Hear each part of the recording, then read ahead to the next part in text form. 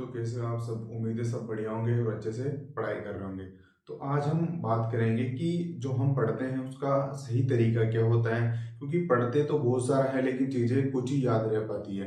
तो इस तरीके से जिस तरीके से मैं आपको बताऊंगा उस तरीके से यदि आप अपनी पढ़ाई में इम्प्रूवमेंट करना चाहते हो तो इस चीज़ को आप अप्लाई करके देख सकते हो। ठीक है, जैसे कि आप पढ़ाई करते हो, जैसे कि आप रीड करते हो, कोई भी टॉपिक हो गया उसको आप फर्स्टली रीड ही करते हो तो आपको थोड़ा बहुत समझ में आता है। ठीक है, वो थोड़ा सा आपको समझ में आता है कि हाँ इसमें क्या चल रहा है, इस टॉपिक में क्या है। जैसे कि आप आर्टिकल्स पढ़ते हो, ठीक है, आर्टिकल्स आप पढ़ते हो तो कुछ आर्टिकल्स को बार बार पढ़ने पे भी वो आर्टिकल्स आपको याद नहीं रहते, क्योंकि आप जब तक पढ़ाई करते हो तब तक वो आपको याद रहते हैं लेकिन कुछ टाइम बाद आप वापस भूल जाते हो।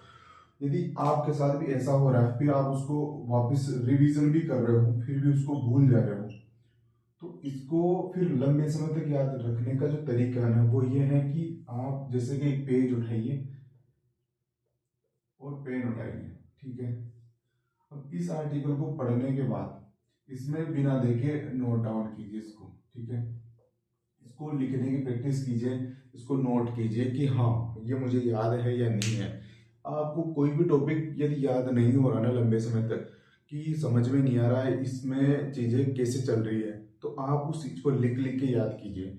और लिखना ऐसे है कि आपको वो शॉर्ट नोट बन जाए, आपके जो आखिरी टाइम होता है ना एग्जाम का उस टाइम आपको रिवीजन कर पाए। जैसे कि आप पॉलिटी पढ़ते हो, पॉलिटी पढ़ते हो तो पॉलिटी में आप कोई भी टॉपिक पढ़ लिया, जैसे कि आपने पार्लियामेंट पढ़ लिया। ठीक है, पार्लियामेंट पढ़ लिया, अब इसको पढ़ना है, अब ये टॉपिक आपको याद नहीं हो रहा है तो इसको 2 से 3 बार रिवीजन करने के बाद भी ये टॉपिक आपको याद नहीं होता है। ठीक है, फिर क्या करना है, इसके जो भी आप पढ़ते हो ना उसको लिखना है, उसको उसको आंसर राइटिंग में लाना है। ठीक है, उसकी आंसर राइटिंग करनी है। ऐसे करना है कि पहले आपको इसको रीड करना है, इसको रीड कर लिया, फिर इसका रिवीजन कर लिया आपने, रिवीजन भी हो गया, फिर आपको इसको बिना देके लिखना है, इसको आपको बिना देके लिखना है। ठीक है, इसको आपको आंसर राइटिंग करनी है इसकी बिना देके। ठीक है, कि आप आंसर राइटिंग करो तो बिना देके, तब आपको पता लगेगा कि आपको कितना याद है। यदि आपको लगे ना कि आपको कितना याद है कितना याद नहीं है तो यहाँ पता लग जाएगा आपको कि आपके माइंड में कितना कुछ है, वो आप यहाँ लिख दोगे। फिर भी आपको लगेगी कि चीज़ें याद नहीं हो रही है, इसको वापस लिखना ही है। इसका कोई सॉल्यूशन नहीं है, इसको आपको याद करना होगा तो इसको बार बार लिखना होगा आपको, और आप लिख के पढ़ोगे ना तभी चीज़ें आपको लंबे समय तक याद रहती है।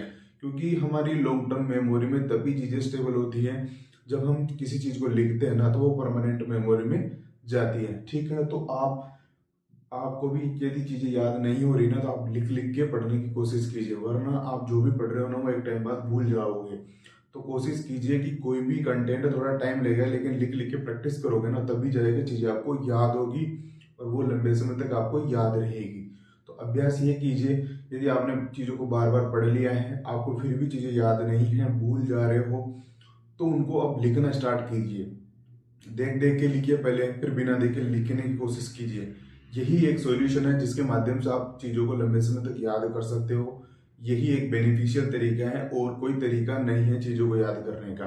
अक्सर बच्चे मैसेज करते हैं कि भैया हमारे को चीज़ें बिल्कुल याद नहीं आती, इतना सारा पढ़ते हैं, इतना बार रिवीजन कर ले लेकिन चीज़ें याद नहीं है। तो अब उनको लिखना स्टार्ट कीजिए, जब तक आप लिखोगे नहीं तो चीज़ें आपको लंबे समय तक याद बिल्कुल नहीं रहने वाली है।